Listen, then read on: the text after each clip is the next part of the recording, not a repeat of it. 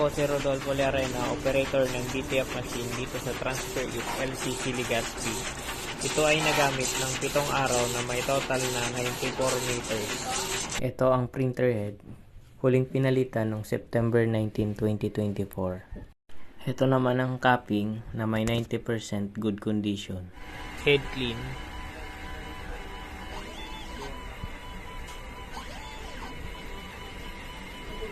Punasan ang wiper pagkatapos mag-head clean.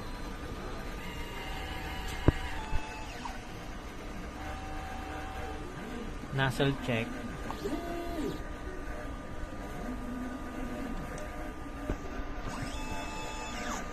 Ang in-system label namin ay tama lang.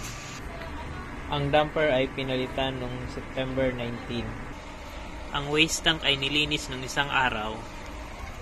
Ito ang ABR. Ito naman ang ground wire. Dito naman nakalagay ang unused ink,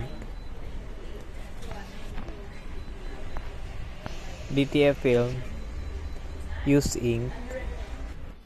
Ito naman ang list ng nagamit sa CMYK: white, black, yellow, magenta, DTF film, DTF powder. Ito naman ang DTF output monitoring. At ito naman ang aking daily checklist.